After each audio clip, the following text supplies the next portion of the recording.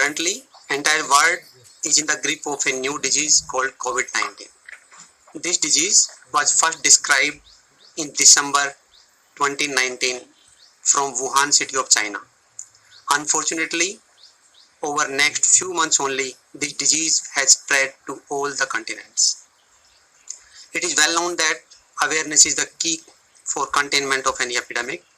Hence, All India Institute of Medical Science in New Delhi has come up with a series of webinars on COVID-19.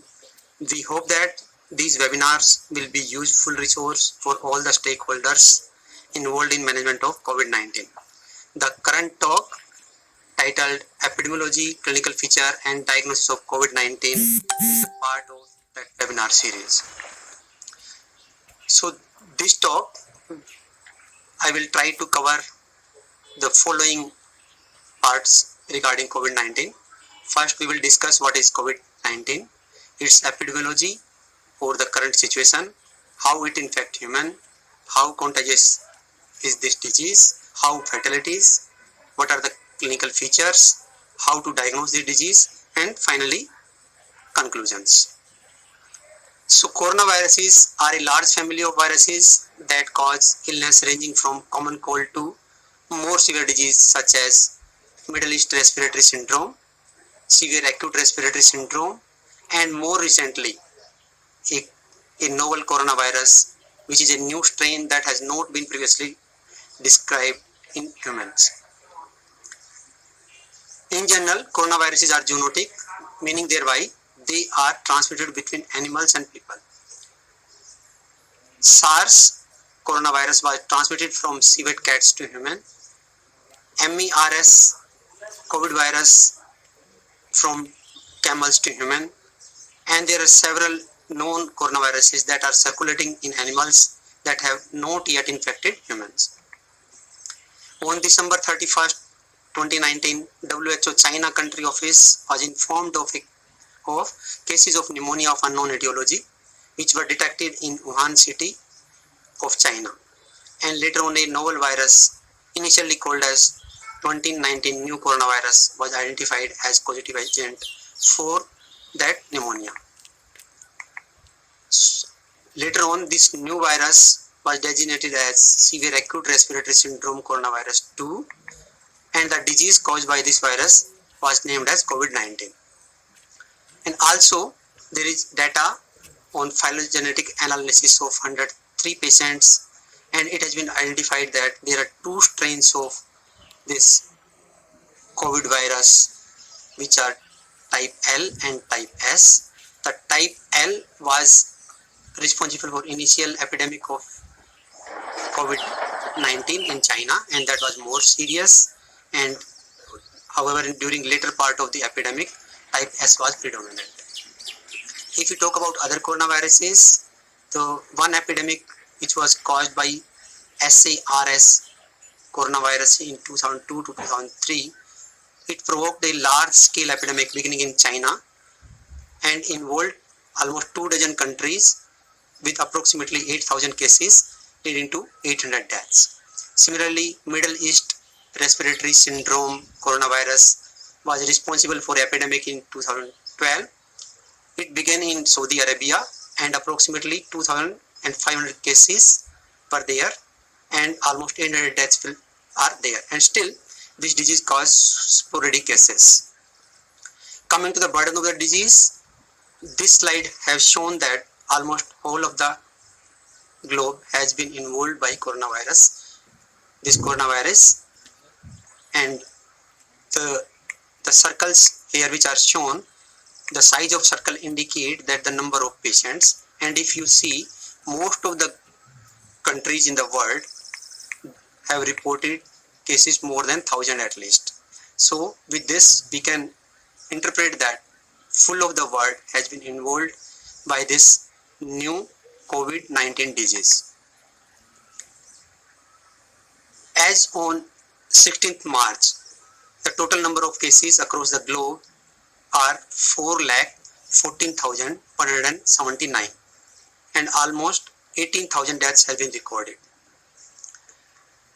If we see, all of the part of the globe has been involved, And if you see the Western Pacific region, the cases are almost 1 lakh. In European region, the cases have already crossed 2 lakhs. In Southeast Asia region, more than 2000. Eastern Mediterranean region, almost 29,000 cases are there. And if we talk about deaths, as I already told that more than 18,400 cases have already died because of this COVID disease. This slide again shows that as of today, 4,16,686 cases are there which are confirmed, and there are 18,589 deaths due to COVID-19, and almost 197 countries has already been involved by this disease. If we talk about India, India has already crossed 600 cases due to COVID. As of now, in India there are 602 confirmed cases, and there are 43 cases have been cured, and there are 13 deaths due to COVID-19. If we look at the stage-wise distribution of this COVID-19 disease, the leading states involve Kerala, Maharashtra, Karnataka, and if you see, the Maharashtra has already more than 120 cases, in Kerala more than 110.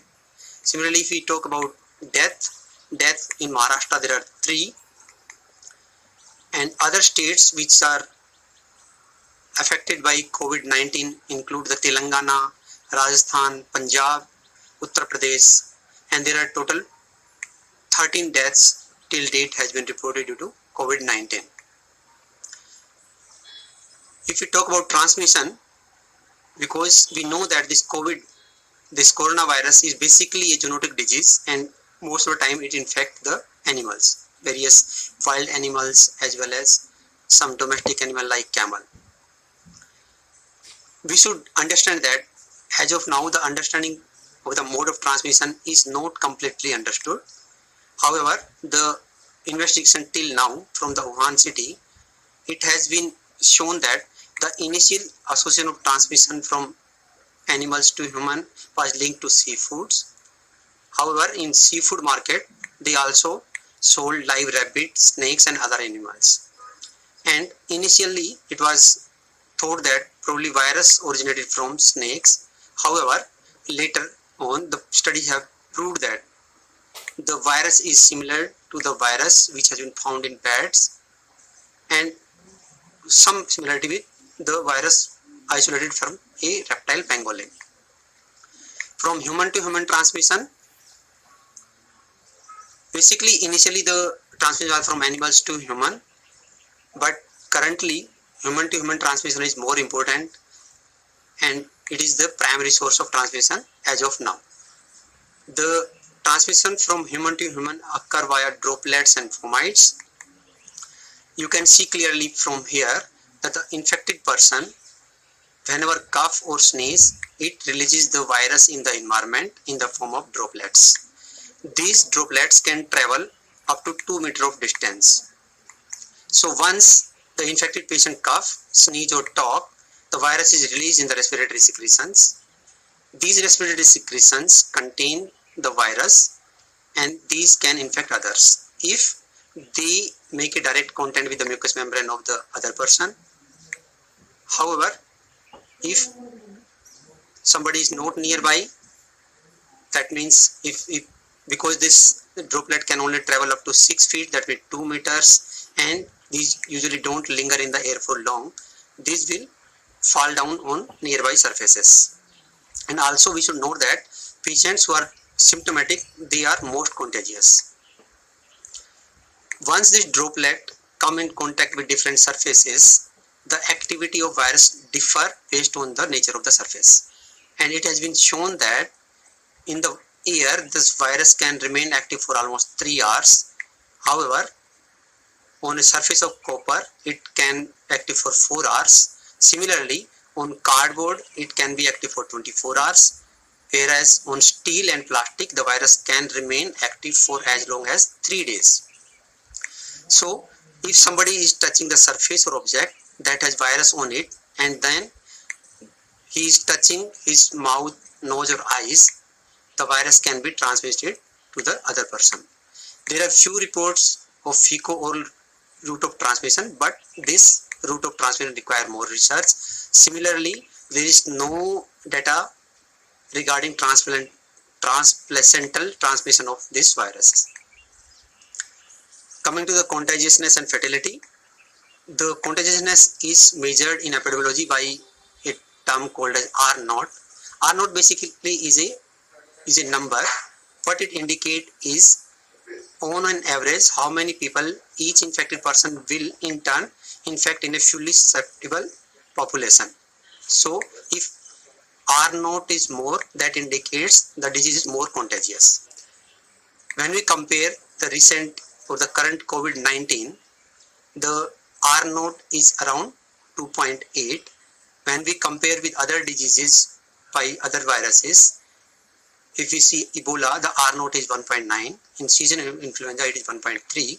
But if you see the smallpox and measles, especially measles, the R naught was quite high. So it was highly infectious. So the current virus COVID-19 can infect approximately 3 persons.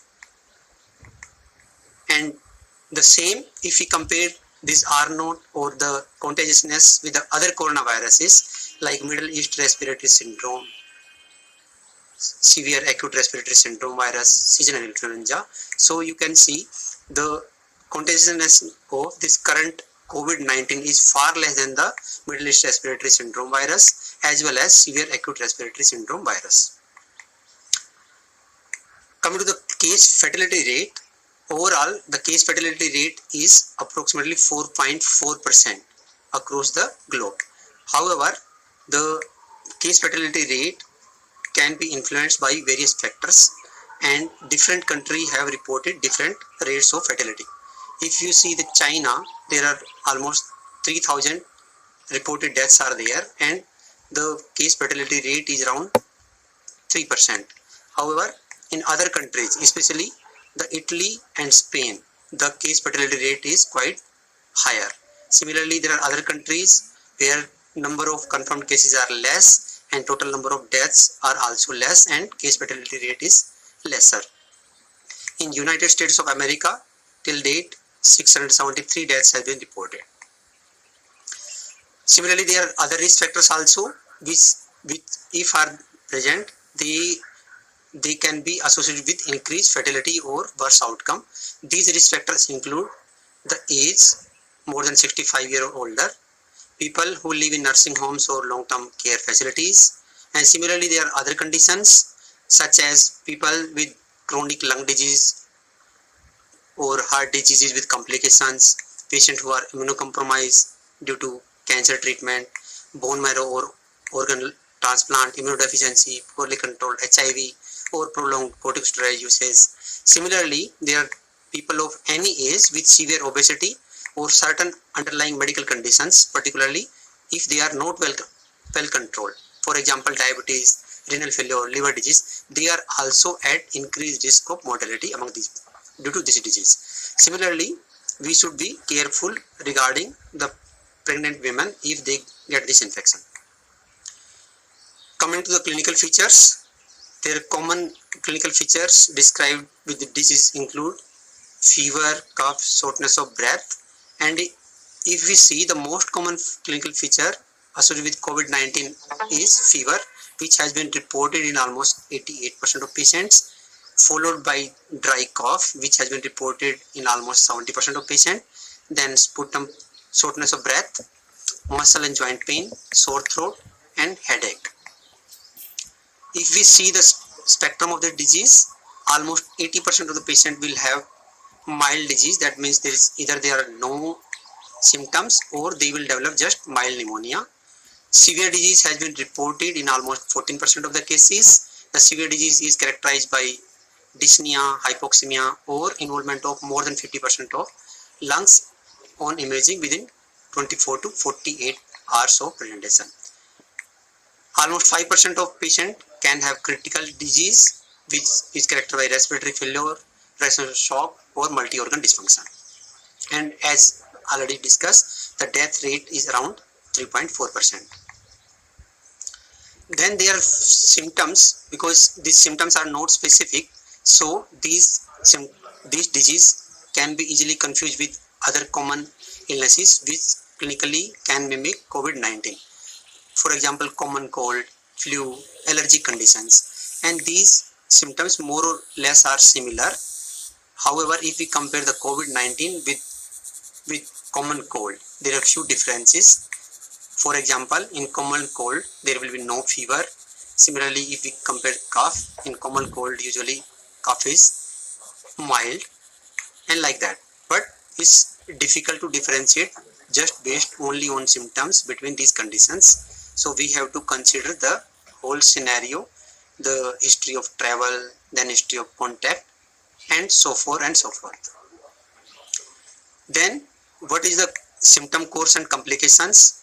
It has been described that usually dyspnea develop after median of 5 days since onset of symptoms.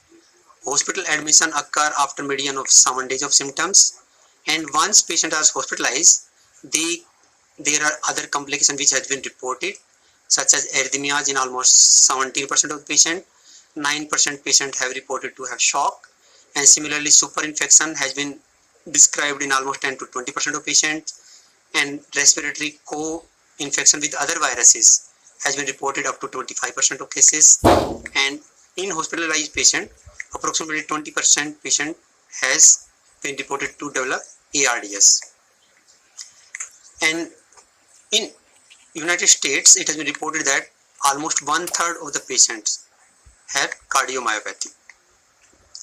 And if we talk about recovery time, it appears around 2 weeks for mild infection, and it can vary from 3 to 6 weeks for severe diseases.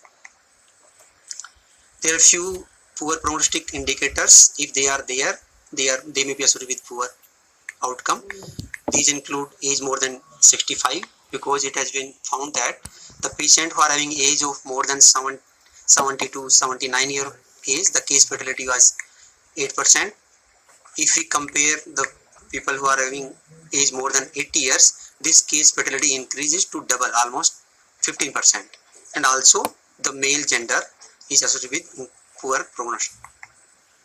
Similarly, presence of comorbidities like cardiovascular diseases, pulmonary disease, diabetes, malignancy, and immunosuppressants are also a poor prognostic indicator. Also, there are certain lab findings which has been associated with poor outcome. These include severe lymphopenia, elevated troponin, elevated creatinine, elevated LDH, CRP, and D-dimer. So, how to diagnose it? The diagnosis of COVID-19 cannot be definitely made without microbiological testing. And for this diagnosis of COVID-19, we have to detect severe acute respiratory syndrome coronavirus 2 RNA, that means COVID-19 virus iron, using reverse transcriptase polymerase chain reaction, which means it requires a RT-PCR to detect the RNA of this virus. However, because of limited capacity, it may preclude testing of all patients with suspected COVID-19, and health department may have some specific criteria for testing. The priority should be given for hospitalized patient to inform the infection control decisions, and symptomatic individuals who have higher risk of poor outcomes, such as elderly, chronic medical conditions, immunosuppressive conditions, and also individual with high risk of exposure. The Indian Council of Medical Research have come up with testing strategies. These include the all symptomatic patients with fever, cough, difficulty in breathing, individual who have undertaken international travel in last 14 days, all symptomatic contacts of laboratory confirmed cases, symptomatic healthcare workers, all hospitalized patients with severe acute respiratory illness, asymptomatic direct and high risk contact of a confirmed case should be tested once between day 5 and day 14 of contact. Also, direct and high risk contact who live in the same household with a confirmed case and healthcare worker who examined a confirmed case without adequate protection as per WHO recommendation, they should be tested for this new coronavirus. patient who meet the testing criteria should undergo testing for SARS COVID coronavirus 2 as well as other respiratory pathogens, because the same illness or same clinical feature may be because of other viruses such as influenza or respiratory syncytial virus. And the recommended specimen for this disease is nasopharyngeal swab or oropharyngeal swab. And if clinician want a lower respiratory tract samples, for example, a patient who are on mechanical ventilation, they can also be subjected for testing. It is recommended that the person who is collecting the sample, they should use appropriate personal protective equipment during the specimen collection, because there is a risk of droplet generation, and there is contact precaution of upper respiratory tract specimen as well as airborne precaution for lower respiratory tract specimen. So all the precaution needs to be taken while we are collecting the samples for the investigation. And we should also make a note that the viral swabs are made of sterile Dacron and rayon, not the cotton. So this needs to be kept in mind while we are taking sample, that we should use a specialized viral swab, not the cotton sticks. And also the sample should be transported in a viral transport media. So how to take nasopharyngeal swab? First, ask the patient to tilt the head back approximately 70 degrees. Then insert a flexible swab through the nares parallel to the palate until resistance is encountered or a distance is equivalent to that from ear to the nostril of the patient. Once you are there, gently rub and roll the swab. Leave the swab in place for several seconds so that it absorbs secretion before removing. Similarly, if we are taking nasopharyngeal swab, tilt the patient head back similar to the nasopharyngeal swab. Then rub the swab over both tonsillar pillar and posterior oropharynx while taking all the precaution to avoid touching the tongue, teeth and gums. And again, we have to use the same synthetic fiber swab with plastic shaft, and we should not use a cotton swab. Place swab immediately into sterile tubes containing 2 to 3 ml of viral transport media. ICMR and National Institute of Virology have given a guideline how to collect this sample and how to transport and pack these samples, and they have clearly defined what all things are required for sample collection. As shown in this slide, the sample collection will require vials and viral transport medium. It will also require a adsorbent material and a leak-proof secondary container. It will require a hard frozen gel packs, a suitable outer container. And when we are packing and transporting this sample, we have to take all the precautions. For example, we have to use personal protective equipment while we are handling the samples. Then seal the neck of the sample while using paraffin film. Cover the sample while using adsorbent material. Arrange primary container in a secondary container. Place a centrifuge tube inside the ziplock pouch. Place the ziplock pouch inside a sturdy plastic container and seal the neck of the container using a thermocol box and an outer container, and placing secondary container within it surrounded by a hard frozen gel pack.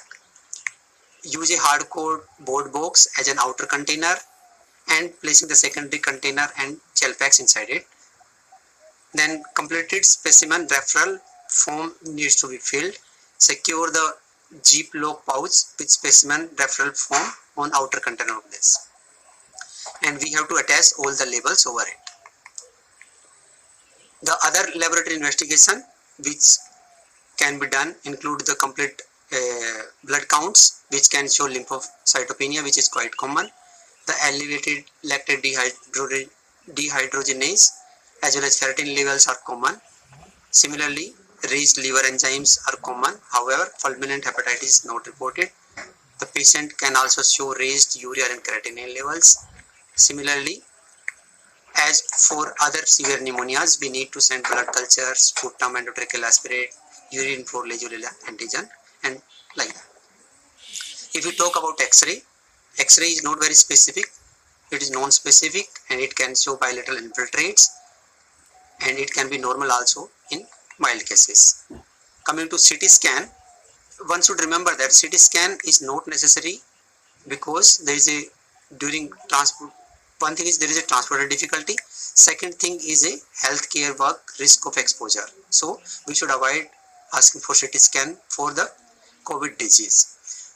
And if it is done, the common abnormality include the ground glass opacification with or without confederation, which is a usual feature of viral pneumonia. Mostly it is a bilateral disease and have a peripheral distribution. Usually it involves lower lobes. So to conclude, COVID-19 is a new disease caused by a new virus which has been designated as severe acute respiratory syndrome coronavirus 2. It belongs to a coronaviridae family. It is primarily a zoonotic disease which infect the wild animals including bat, pangolin, few cattle. The previous epidemic due to coronavirus include severe acute respiratory syndrome, the Middle East respiratory syndrome, and H1N1 influenza. COVID-19 is transmitted from bats to human. In human to human transmission, the droplet and fomites are central part to play. Understanding of various epidemiological aspects are important for any preventive and therapeutic intervention. Fever, dry cough, and dyspnea are common symptoms of this disease. Confirmation of diagnosis is required. Demonstration of this virus RNA in the respiratory samples by RT-PCR. Prioritization is required for optimum utilization of limited health resources for the diagnosis.